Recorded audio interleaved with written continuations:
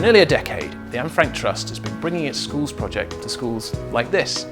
In 2006, the London Schools Project was launched with help from the Department of Communities and Local Government. After a successful start, the Trust has been able to roll out the project nationwide.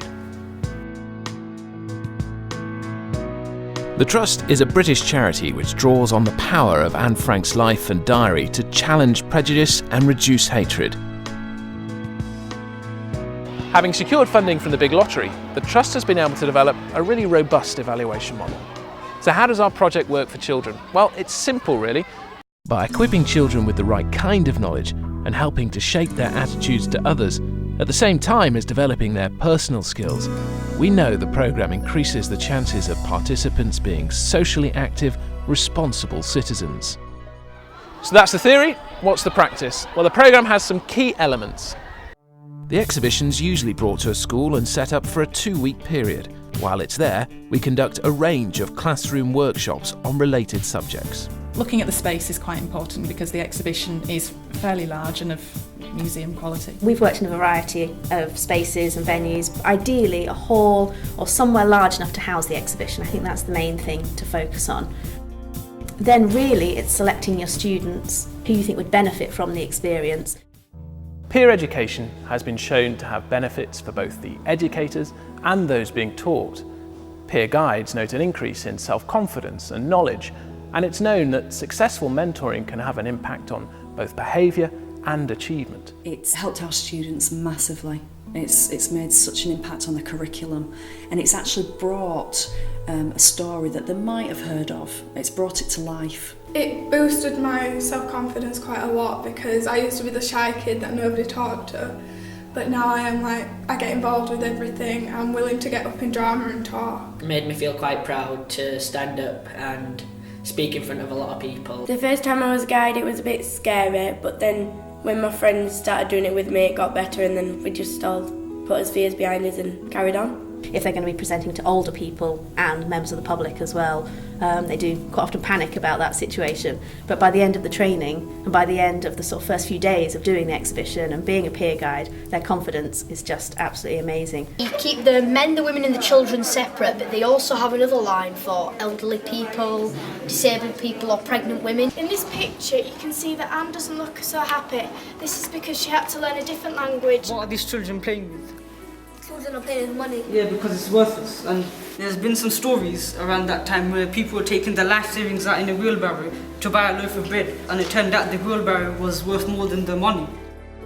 Using peer guides with an exhibition such as ours also allows for freedom of thought and expression. The exhibition's content and themes tie in with what the children are studying in school. We were given lots and lots of information, first of all, about what to expect. We were also given quite a lot of choice as well, in terms of making sure that it was something that we could tailor to our curriculum. I think the main thing about the programme is that it covers so many different areas. English teachers could perhaps look at the elements of diaries. History teachers can look at the rise of the Nazis. Things like human rights in RS, geography of conflict is what we do in Key Stage 3. It's a nice change to be learning about something that I wouldn't usually learn about and to be going into more detail. Following their experience as a peer educator, students have told us their respect for teachers has grown, and teachers have reported an unexpected increase in students choosing history as an A-level subject. While the exhibition is in school, you'll need to rota the peer guide so that classes or groups from across the school body can attend.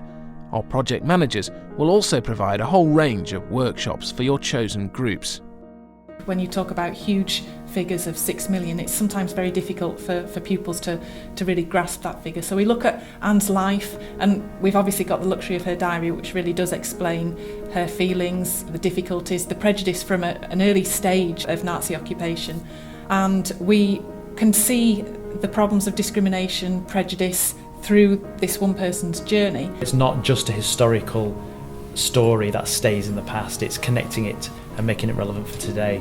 So the workshops have been brilliant for that, tackling modern day racism and discrimination and looking at the way we deal with it in politics. I was appreciating my life more because I saw how she lived and how terrible the conditions were.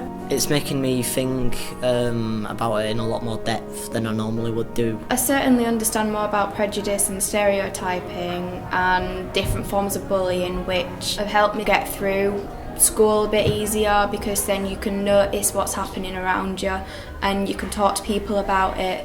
The acclaimed Anne Frank Ambassadors programme gives students the opportunity to further explore prejudice and discrimination through workshops, seminars and activities. The skills they learn empower them to deliver their own workshops and become mentors to younger pupils, building their self-confidence in the process. The Trust now has young Anne Frank ambassadors in schools, towns and cities across the country. You get to build up your confidence, you get to meet a lot of new people, plus you learn a lot about Anne's life.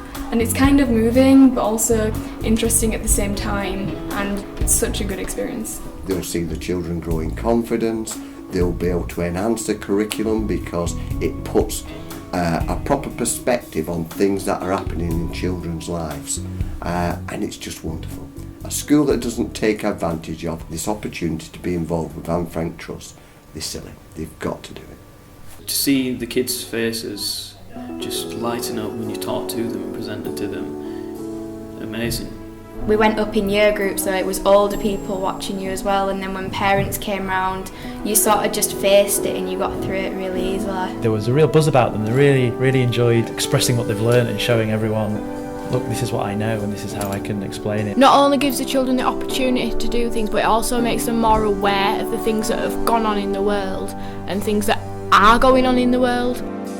So now you know how it works and why it works. We look forward to working with your school very soon.